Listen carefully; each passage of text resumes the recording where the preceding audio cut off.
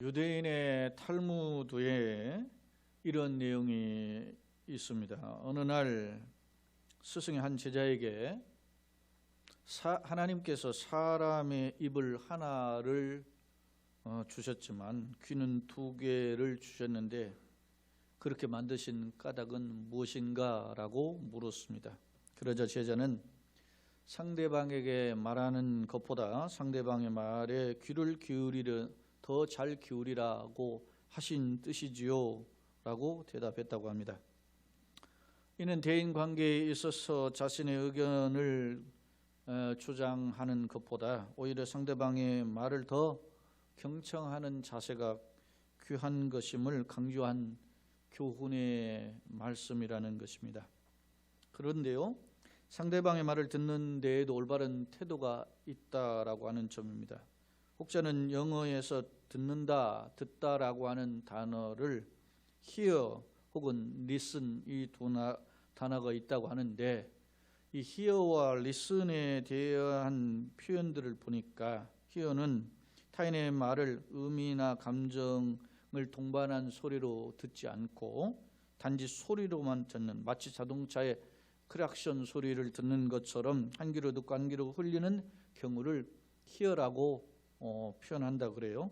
하지만 listen의 경우 잡생각을 버리고 상대방의 말에 주의하고 집중하며 듣는 경우를 이 listen이라고 하는 단어로 사용한다고 합니다. 그렇다면 우리가 무슨 이유 때문에 상대방의 말에 귀를 기울이지 않는 것일까? 그것은 자신의 생각이 옳고 자신의 생각이 더 낫다고 생각하는 교만된 마음에서 비롯된다는 점입니다. 문제는 이와 같은 태도가 결국에는 자신을 스스로 망하게 하는 파국으로 이끌고 만다는 점입니다. 사랑하는 성도 여러분, 기독교의 사상가였던 사상가인 C.S. 루이스죠. C.S. 루이스는 그런 말을 했어요. 교만한 자는 항상 아래를 내려다 보면서 그것에 아래를 바라보는 것에 바빠가지고 위에 계신 하나님을 쳐다보지를 못한다라고 지적한 바 있습니다. 그렇다면 여러분의 경우는 과연 어느 쪽에 해당하십니까? 여러분은 상대방의 말을 경청하는 편입니까? 아니면 자기의 주장만을 하는 편입니까? 여러분은 사람들을 굽어 내려다보는 편입니까? 아니면 위에 계시는 하나님을 바라보시고 하나님 말씀에 귀를 기울이는 편입니까? 아니면 하나님을 바라보시더라도 하나님께 일방적으로 요구하는 편입니까? 아니면 하나님의 음성을 듣는 데 익숙한 편입니까? 오늘 사사기 8장의 말씀을 읽었는데요, 오늘 사사기 8장은 기드온이 당시 미디안과 그리고 아말렉 그리고 동방 사람들이라고 하는 세 민족의 연합군과 전쟁하는 장면에서 승리하는 내용을 기록하고 있습니다. 주목할 점은 당시 기드온이 전쟁 과정에서 기드온의 겸손과 교만의 모습이 교차적으로 기록되어 있음을 발견할 수 있는데, 그의 태도에 따라서 상황이 달라지고 있음을 보여주고 있습니다. 먼저 이 기드온이 전쟁의 영웅으로 기록된 부분을 8장인데요. 사실은 기드온에 대한 내용은 사사기 6장부터 살펴볼 수 있습니다.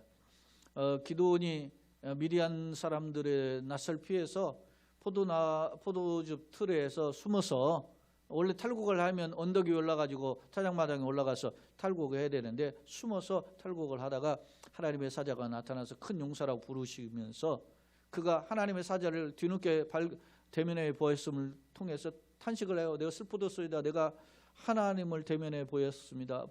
그러면서 이제는 죽게 됐구나 이렇게 생각할 때 하나님의 은혜가 임하고 그가 결국은 하나님의 위를 덧입게 되잖아요. 그때 기드온이 외쳤던 고백이 뭐예요? 여호와 샬롬이에요. 내가 하나님을 대면에 보았지만 살았다는 거예요. 그래서 여호와 샬롬이라는 거예요. 그런데 사사기 6장 24절에 34절이죠. 34절에 보면 하나님의 성령이 그에게 강력하게 기름 부으셔서 그가 하나님의 성령의 영에 충만한 자가 됩니다. 그리고 이제 7장에서 이제 미디안과 아말렉과 그리고 동방 사람들의 연합군과 전쟁을 벌이게 되는데 이제 기드온을 따르는 사람들이 몰려들게 되었어요. 그 수가 약 3만 2천 명이 되는데 하나님이 너무 많다 해가지고 2만 2천 명 돌려놓고 10,000명 남았는데 10,000명 너무 많다 해가지고 이제 물 먹는 것을 통해 가지고 300명을 추리게 되잖아요. 그 300명의 용사와 함께 전쟁을 했는데 당시에 성경 기록에 보면 그 연합군들이 약 12만 명이 넘게 되었음을 알 수 있는데 그 연합군대를 이제 오히려 공격하고 추격하게 됩니다. 주목할 점은 그 추격하는 과정에서 이 8장의 본문이 기록되어 있음을 알 수 있는데요. 먼저 8장 1절로 3절의 말씀을 한번 우리가 한번 살펴보도록 하겠습니다. 8장 1절로 3절에 보면 8장 1절 에브라임 사람들이 기드온에게 이르되, 성경을 좀 한번 띄워주세요. 이르되 네가 미디안과 싸우러 갈 때 우리를 부르지 아니하였으니 우리를 이같이 대접하면 어찌 되느냐 하고 그와 크게 다투는지라 그랬어요. 이게 무슨 말이냐면 에브라임 지파 사람들이 기드온에게 찾아와 가지고 말이지, 야 네가 지금 전쟁하러 갈 때 왜 너만 갔냐, 사실은 말이죠 3만 2천 명이 따라왔는데 그것도 돌려보냈어요. 2만 2천 명 돌려보냈다가 10,000명 남았는데 10,000명에서도 추려가지고 또 돌려보내고 300명은 남았잖아요. 그런데 항상 어떤 일에 하면 같은 민족이라도 시비를 걸고 태클 거는 사람들이 있어요. 그렇게 태클을 거는데 이게 어떤 지파이냐면 에브라임 지파예요. 여러분 주목할 점은 에브라임 지파인데 기드온 무슨 지파냐면 므낫세 지파예요. 여러분 므낫세와 에브라임은 요셉 지파의 형제예요. 그런데 요셉에게 두목을 줄 때 두 아들에게만 따로 주잖아요. 그런데 그 므낫세가 형이고 사실은 에브라임이 동생인데 야곱이 요셉의 아들 축복할 때 손 어긋만 쪄가지고 축복하잖아요. 그래서 동생이 더 잘 돼요. 그러니까 형제가 아닌데 므낫세나 에브라임은 어떻게 보면 일종의 라이벌 관계란 말입니다. 그런데 오늘 본문에서 이렇게 에브라임 지파가 찾아와가지고 므낫세의 지파인 이 기드온을 책망하니까 기드온이 2절에 보면 기드온이 그들에게 이르되 내가 이제 행한 일이 너희에게 한 것에 비교되겠느냐. 내가 지금 전쟁에서 지금 이기고 있는데 이것이 뭐 니네들이 이제까지 업적과 이룬 업적하게 내가 비교되냐? 그러면서 이렇게 이야기해요. 에브라임의 끝물 포도가 아비에셀의 만물 포도보다 낫지 않냐. 아비에셀은 자기 가문이거든요. 너네들이 그 끝에 있는 그 끝물 이제 시들어갈 때 나오는 그 포도가 우리가 정말로 아름답게 한 그 생산한 포도보다 훨씬 낫지 않냐. 굉장히 겸손한 표현이에요. 예? 우리 가문에서 제일 잘하는 놈이 너네들보다 제일 못하는 애보다 못하다. 이렇게 이게 추워지는 거예요. 그러면서 3절에 하나님이 미디안 방백 오렙과 세입을 너희 손에 넘겨주셨으니 내가 한 일이 어찌 능히 너희가 한 것에 비교되겠느냐 하니라. 기드온이 이 말을 하니까 그때 그들의 노염이 풀리니라. 에브라임이 좀 으쓱하고 돌아갔단 말입니다. 이 모습 속에서 우리가 발견할 수 있는 게 뭡니까? 기드온의 겸손의 모습을 볼 수 있습니다. 그럴 때 민족의 어떤 분열, 다툼이 있을 상황에서 기드온이 더 겸손하니까, 사실은요 300명의 군사를 가지고 말이지 12만 명 세계 나라 연합군과 싸워서 이기는 거 대단한 거거든요. 그리고 지금 이제 오렙과 세입의 그 미디안의 방백들을 이제 사로잡아 죽이고 사로잡고 이제 그 추격을 하는 거예요. 미디안의 대표적인 세바와 살문나를 추격하게 되는 거예요. 지금 8장은 아직 전쟁이 안 끝났어요. 그런 상황에서 추격을 하는데 주목할 점은 이 추격을 하는 과정에서 8장 4절에 보면 기드온과 그와 함께한 300명의 용사들이 강을 건너려고 하니까 피곤했다는 걸 알 수 있어요. 지친 거죠. 지친 상황이 되었을 때 마침 강을 건너면 요단강이죠. 요단 동편에 숫곳과 보넬이라는 동네가 있었는데 이 지명은 어디냐면 갓지파의 영토예요. 그러니까 이스라엘의 소위 요단 동편에 당시 그 출애굽 이후에 차지한 것이 두 지파 반이 있었어요. 갓 지파가 루벤 지파가 그리고 므낫세 절반 지파가 그 요단 동편을 차지하고 있었는데 그 중에 한 영토였단 말입니다. 그래서 숫곳 사람들에게 찾아가 가지고 우리가 지금 이 미디안과 그리고 아말렉과 이 동방 사람들을 죽여가지고 깨끗이 청산을 해버려야 되는데 우리가 힘이 드니까 이 군사들을 위해서 음식 좀 다오. 그러니까 이 숫곳 사람들이 뭐라고 하냐면 우리가 어떻게 너에게 떡을 주겠느냐. 에? 그러면서 비웃어요. 그러니까 막 화가 잔뜩 난 거겠죠. 그러면서 너가 돌아올 땐 너에게 말이지 평안이 있지 않겠다. 살을 찢어버리겠다. 그 기드온이 분노합니다. 그리고 이제 분우엘이라는 동네로 가서 이야기하니까 분우엘 사람들도 숫곳 사람들과 똑같은 말을 해요. 그러니까 기드온이야. 내가 돌아올 때 너희 망대를 헐어버리겠다. 막 이렇게 이야기해요. 실제로 전쟁에서 10절에 보면 모든 군대 중에 칼 든 자 12만을 죽였다 그랬어요. 그리고 남은 15,000명가량은 이제 됐는데 그걸 출격하는데 결국은 그 대표의 왕이 세바와 살문나인데 두 왕인데 이 두 사람을 사로잡았어요. 사로잡고 오면서 어떤 일이 벌어집니까? 보세요. 15, 16절, 17절에 보면 이런 표현이 있어요. 기드온이 숫곳 사람들에게 이르러 말하되, 이제 전쟁에서 이제 다 이기고 최후 승리하고 돌아오는 과정에 숫곳 사람들에게 이르되 너희가 전에 나를 뭐라고? 희롱하여 이르기를 세바와 살문나의 손이 지금 네 손 안에 있다는 거냐? 그때는 지금 못 잡았죠. 이미 잡았어요. 이제는 잡았어요. 못 잡았으니까 비웃는 거야 막 그랬는데 이제는 잡았다고 하면서 어찌 우리가 내 피곤한 사람들에게 떡을 주겠느냐 한 그 세바와 살문나를 보라 하면서 보여주는 거예요. 니네가 지금 말이지 내가 우리 전쟁에 나갈 때 우리 군사들을 비웃었지? 근데 봐라 네 그런 비웃은 대로 우리가 이 사람들 잡았다. 그러면서 16절에 그 성읍의 장로들을 붙잡아 들가시와 찔레로 숫곳 사람들을 징벌하고, 그리고 17절에 보면 부두엘 망대를 헐며 그 성읍 사람들을 죽였다라고 이야기해요. 이건 뭡니까?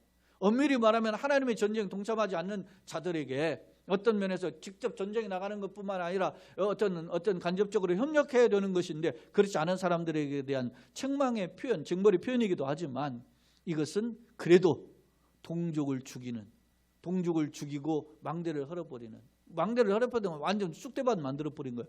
적군처럼 취급해버리는 거예요. 이것은 기드온의 교만함입니다. 감정이 섞여 있는 거죠. 이러기가 어렵죠. 나도 그럴 수도 있겠다 그런 생각이 들어요. 아유 쌤통이다 고소하다. 에? 지난번에 안 도왔지? 그러더니 말이지 비아냥거렸지? 쌤통 이렇게 생각할 수도 있는데, 그러나 오늘 이러한 표현은 어떻게 해요? 감정이 담겨져 있는 보복적 행동임을 우리는 엿볼 수 있어요. 그 다음에 이제 18절로 21절의 내용에 보면은 이제 세와 살문나를 사로잡아가지고 이제 모든 백성들 보는 앞에서 이제 이들을 죽이게 되는데, 이 죽이는 장면을 자기 아들, 기드온의 아들인 이 여델이라고 하는 아이에게, 소년에게 시키는 거예요. 근데 이 소년이 두 가지 의미예요. 너무 어려서 칼을 빼지 못했나 그랬어요. 칼을 빼지 못했으니 20절에 보면 칼을 빼지 못했다고 했는데, 칼이 뺄 수 없을 정도로 연약한 아이라는 의미도 있고, 또 하나는 심신이 약해서 전쟁을 하기 어려운 상태의 아이, 이런 뜻도 있다는 거예요. 어찌됐든 이 아이가 죽이지 못해요. 그러니까 세바와 살문나가 이렇게 이야기합니까? 야, 우리가 그래도 명색이 왕이고 전쟁의 영웅들인데 이 어린 소년한테 우리를 죽이게 하느냐? 네가 날 죽여라. 그렇게 하니까 기드온이 그를 죽이게 됩니다. 여러분 보세요. 어린 아이에게 말이지 일국의 왕을 죽이는 그런 조롱하는 모습을 또 기드온이 보게 돼요. 일종의 뭡니까? 과시예요. 그렇게 죽이고 그들이 낙타목에 차고 있던 추슬달 장식을 떼어 취했다, 가졌다라는 거죠. 이것은 뭐예요? 승리의 전리품을 상징해요. 주목할 점은, 사랑하는 여러분, 오늘 말씀을 제가 이렇게 8장의 내용을 좀 주막 한 성격이지만 신속하게 살펴봤는데요. 여기서 우리가 살펴볼 수 있는 내용들이 있는데, 사탄과의 전쟁에서 승리하는 건 매우 중요합니다. 그런데요, 승리에 도취되어 교만하거나 자기의 어떤 마음들을 절제하지 못하는 것은 매우 지혜롭지 못하다. 사탄과의 전쟁에서 더 승리하는 것보다 더 중요한 것은 자기의 교만한 마음을 다스리고 절제하는 것이 더 중요하다는 사실입니다. 높은 자리에 올라가는 건 중요합니다. 그러나 높은 자리에서 오래 머물고 유지하는 것이 더 중요한 줄로 믿습니다. 높은 자리에 그릇에 맞게 합당한 삶을 사는 것이 더 중요한 줄로 믿습니다. 오늘 기도원의 모습을 통해서 교훈해 주고 있는 거예요. 자, 오늘 그러면 이제 22절 오늘 27절의 말씀을 읽었는데요. 이 말씀 속에서 우리에게 교훈하는 게 뭔가? 자, 전쟁에서 승리하니까 22절 23절에 보니까 백성들이 나와서 그때 이스라엘 사람들이 기도원에게 이르러서 당신이 우리를 미디안의 손에서 구원했으니 당신과 당신의 아들과 당신의 손자가 우리를 다스려 주세요. 그렇게 요청을 해요. 네? 백성들이 당연할 거 아닙니까? 지금 우리가 어려운 상황인데 이 국가적 위기에서 당신 건져냈는데 당신과 당신의 아들과 당신의 손자가 우리를 다스려 주세요. 그러니까 기드온이 뭐라고 이야기합니까? 23절 한번 읽겠습니다. 기드온이 그들에게 이르되 내가 너희를 다스리지 아니하겠고 나의 아들도 너희를 다스리지 아니할 것이요 여호와께서 너희를 다스리리라 하니라. 그렇게 했어요. 사랑하는 여러분, 얼마나 겸손합니까? 제가 승리의 영웅인데 나와 내 집이 너희를 다스리지 않겠고 하나님이 이 땅의 통치자이다. 할렐루야. 이렇게 이야기해서 대단히 겸손한 모습을 보이고 있습니다. 그 기드온이 말이죠, 전쟁의 영웅이지만 철저히 낮아진 모습. 앞서도 이야기했지 않습니까? 기드온이 하나님을 만났을 때도 굉장히 겸손했단 말이에요. 대면에. 물론 하나님 만나 앞에 서니까 그럴 수 있죠. 기드온이 말이죠. 사실은 말이에요. 6장 같은 경우 보면 그런 게 있어요. 양털 문체에 있고 지면에 물이 없고 반대로 또 그런 현상이 일어나니까 이번에는 양털은 마르고 지면에 물이 있고 이런 걸 구하잖아요. 한 번만 구하겠습니다 하면서 하나님 나에게 지금 내가 마음이 답답하고 긴장이 되는데 하나님 표정을 보여주세요. 그러니까 용기 100배 해가지고서는 말이지 그가 여룻바알이라는 사람으로 서게 되잖아요. 그런 겸손의 사람이었습니다. 오늘 본문에도 그런 모습이 보입니다. 그런데요, 문제는 이런 기드온의 이 모습이 여러분 보세요. 24절에 기드온이 또 그들에게 이르되 내가 너희에게 요청할 일이 있으니 너희는 각기 탈취한 귀고리를 내게 줄지라 하였으니 이는 그들이 이스마엘 사람들이므로 금귀고리가 있었습니다. 그랬어요. 전리품들이 전쟁에서 이겼으니까 생각해 보십시오. 12만 명이라고 하는 세 나라의 연합군들을 물리쳤는데 거기에 가지고 온 전리품들이 어마어마한 것들이 있으면 그것을 백성들이 더 취하게 됐는데 요구하는 겁니다. 뭐라고 하느냐? 나는 너희 왕이 되지 않겠다. 우리 가족이 너희 왕이 되지 않겠다. 그러나 너희가 전리품 중에서 나에게 금고리를 하나씩 준다면 내가 그것을 좋은 것으로 만들고 싶다. 이렇게 이야기한 거예요. 그러니까 백성들이 이제 보세요.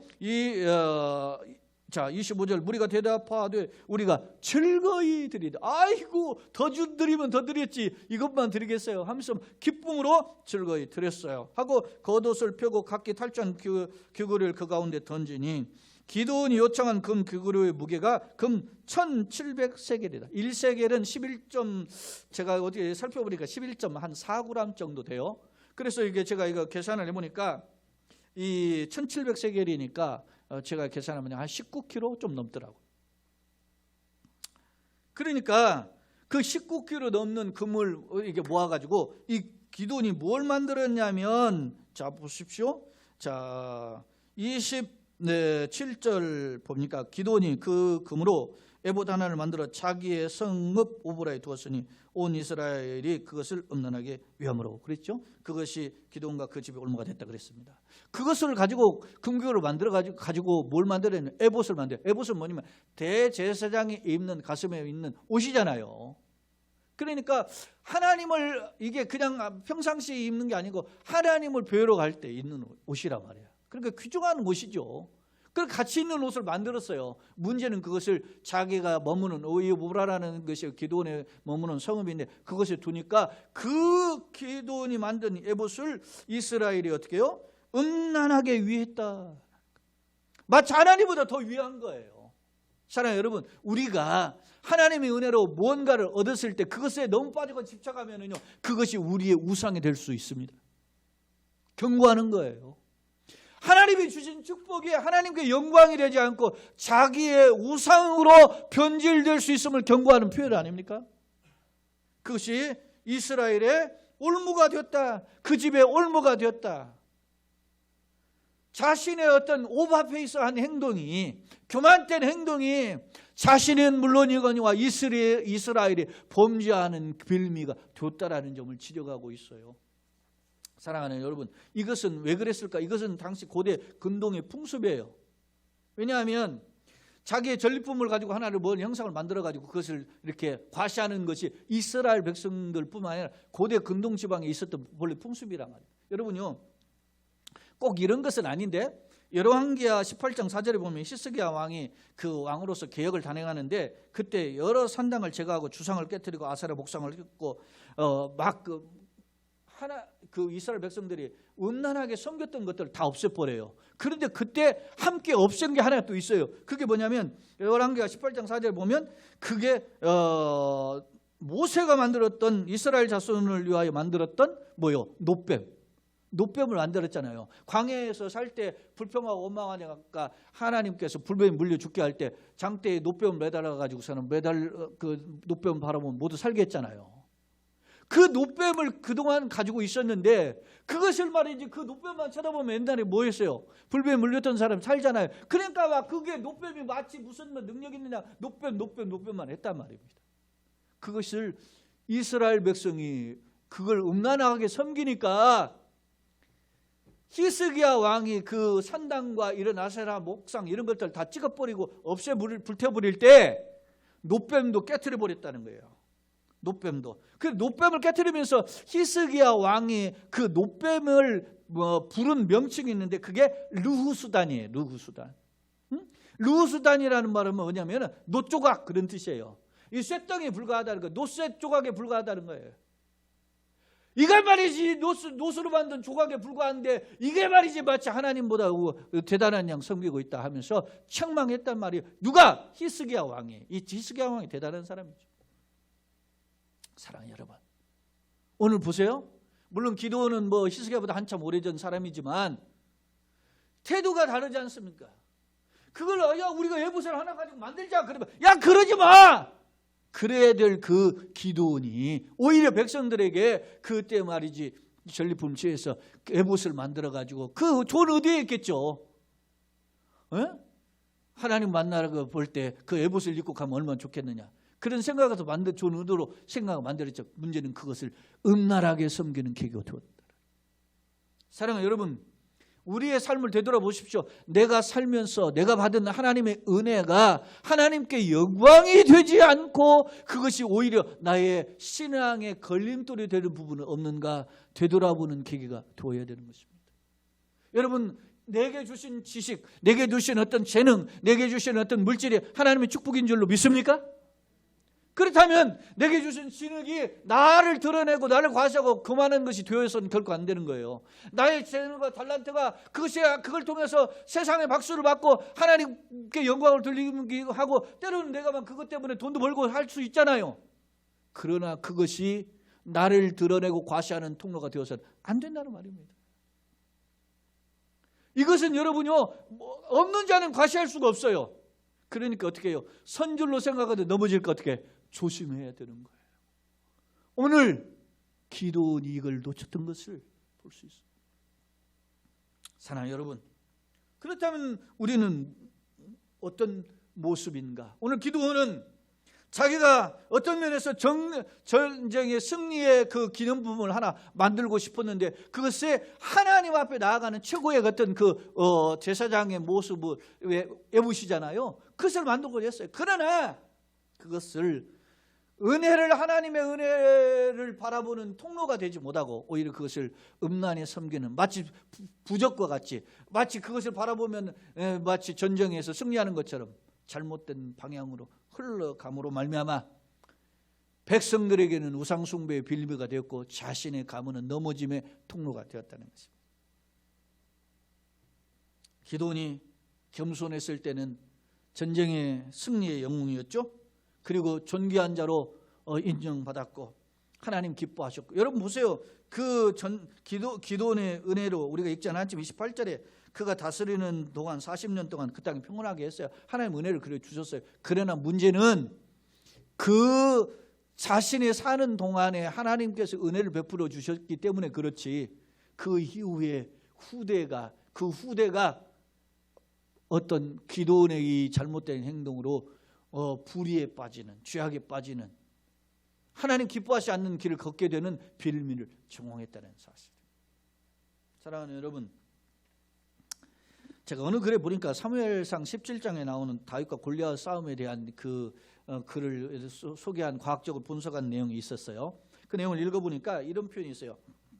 사무엘상 17장 4절에 보면 골리앗의 신장이 6규빗 한 뼘이다 이렇게 표현해요. 근데 규빗은 손끝에서 손 팔꿈치까지를 규빗으로 하는데, 이게 이제 구약의 규빗하고 신약의 규빗이 센치가 한 6cm 정도 차이가 나는데, 5, 6cm 정도 차이 나는데, 구약의 개념으로 할 때는 손끝에서 팔꿈치까지를 46.5cm 뭐 이렇게 보아요. 그리고 한 뼘 봤던 보통 한 15cm에서 뭐 20cm 요 사이를 보는데, 6규빗이니까 계산을 해보면은 제가 보니까 273cm, 그리고 한 뼘 정도 되니까 15cm에서 20cm니까 그렇게 합치면은 2m 90이에요. 골리앗의 키가 2m 90이에요. 여러분 2m만 돼도 거인인데 2m 90이니까 사람들이 그거 보면 질리는 거예요. 그런데 전쟁에 나올 때 사무엘상 17장 5절 7절에 보니까 그 머리에 노투구를 썼고 몸에는 비늘 갑옷을 입었고 그런데 그 갑옷의 무게만 노수로 5,000세겔 했다. 그랬어요. 5,000세겔 아까 제가 11.4g을 곱해보니까 57kg예요. 57kg. 그리고 다리는 노수로 각반을 잡고 발목도 다 이렇게 노수로 휘둘렀어요. 그리고 창자는 배틀자 같았는데 창 무게가 철 600세겔 했다. 6.8kg. 창만 하나만 7kg 가까이 들었던 거예요. 배틀제 같은, 배틀이 어마어마하지 않습니까? 그리고 그뿐만 아니에요. 그 앞에 방패든 자가 이 골리앗을 방어해 주는 방패든 자가 있었던 거예요. 그런데 다윗이 달려가면서 골리앗을 넘어뜨리는데 어떻게 되면 다윗이 그냥 가는 서서 던지지 않고 달려가면서 물매를 던졌다는 거예요. 근데 그러면 달려가면서 던지려면 조준이 더 어렵다. 그래가지고 이 과학적 분석을 했는데, 당시 골리앗은 머리끝부터 발끝까지 완전 무장했는데 어디만 나오냐면 눈하고 보이는 여기 얼굴만 싹 나온 거예요. 그래서 그 골리앗의 2m 90의 크기 이렇게 전부 다 가로막은 이런 것들을 빼고 그 물맷돌로 그 조약돌로 이마에 박히게 하는 확률이 계산을 해보니까 0.003%였다는 거예요. 0.003%인데 그러면 나머지 뭐 99점 뭐 몇입니까? 예, 99점 뭐 99.997인가 그러죠? 예, 그런 확률은 그럼 누구의 거냐? 그러니까 이거는 다윗이 하나님과 팀 플레이를 했기 때문에 가능했더라.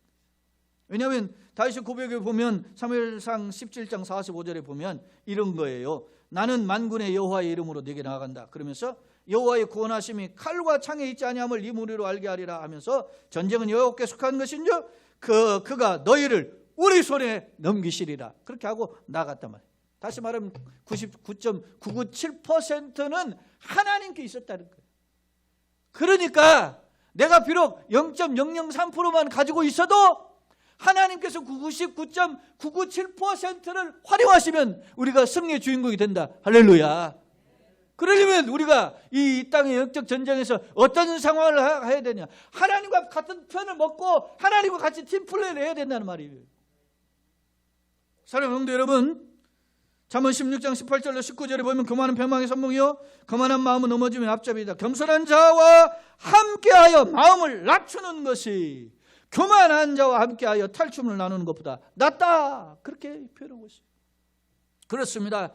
교만이란 낮은 자리가 아니라 남보다 화려하거나 더 높은 자리에 있을 때 교만함이 되는 겁니다. 여러분 저 밑에 있는 사람이 교만하다 그런 말 아니잖아요. 높은 데 올라가면 교만하게 보이는 거예요. 잘되고 성공하고 박수받고 인정받고 화려하고 그럴 때 교만하게 보일 수 있는 것입니다. 예수님은 말씀하십니다. 수고하고 무거운 짐진 자들 다 내게로 내가 너희를 쉬게 하리라. 나는 마음이 온유하고 겸손하니 물은 내 멍에를 메고 내게 와서 배우라 그랬습니다. 여러분, 진정한 안식은 예수님의 멍에를 맬 때 쉼을 얻게 됩니다. 그러면 쉼을 얻으리니 그랬죠? 내 짐은 쉽고 가볍다 그랬잖아요. 그 예수님의 짐은 뭡니까? 온유와 겸손입니다. 사랑 여러분, 이 땅에서 승리하기를 원하십니까? 이 땅에서 하나님께서 기뻐하신 축복의 주인공이 되기를 원하십니까? 그러면 예수님을 본받아야 됩니다. 그것은 바로 겸손입니다. 그래서 바울 사도가 빌립보서 여러분 3장에 보면 내가 이제까지 한 것은 뒤로 하고 잡은 줄로 여기지 않았다 그래요. 여러분, 바울 사도가 빌립보서 성경을 쓸 때 로마의 감옥에 있었단 말입니다. 그래서 굉장히 많은 시간의 사역을, 25년이 넘는 사역을 하나님 앞에서 충성되게 감당했어요. 그런데 이제까지 한 것은 뒤로 하고 내가 잡은 줄로 여기지 아니하고 표대를 향하여 간다. 이제까지 한 것은 뒤로 하고 잊어버리고. 여러분요, 주님이 기뻐하시면은 하나님 앞에서 감사하고 만족한 삶이 되기를 예수님의 이름으로 축원합니다. 여러분, 그릇이 안 되고 무언가 되면은 문제가 발생하는 거예요. 그 대표적인 사람이 누구예요? 트럼프 아닙니까? 그릇이 안 되고 지도자가 되니까 미국뿐만 아니라 온 세계가 어지럽잖아요. 에? 그 트럼프 말 한마디 때문에 말이에요. 여러분, 미국이 기침을 하면 한국 경제는 감개가 된다, 그런 말을 했어요. 얼마나 온갖 수단으로 협박합니까? 그런데도 말이죠, 결국에는 그 뒷끝도 제일 후지잖아요. 다 표가 다 나와가 역전돼가지고 이제는 자기가 패배했는데 인정하지 않고. 그러니까 저는 미국에 하루에 그 코로나 감염자가 10만 명씩 넘게 나오는 이유가 뭔지 아세요? 지도자 하나 잘못 만나서 그런 거예요.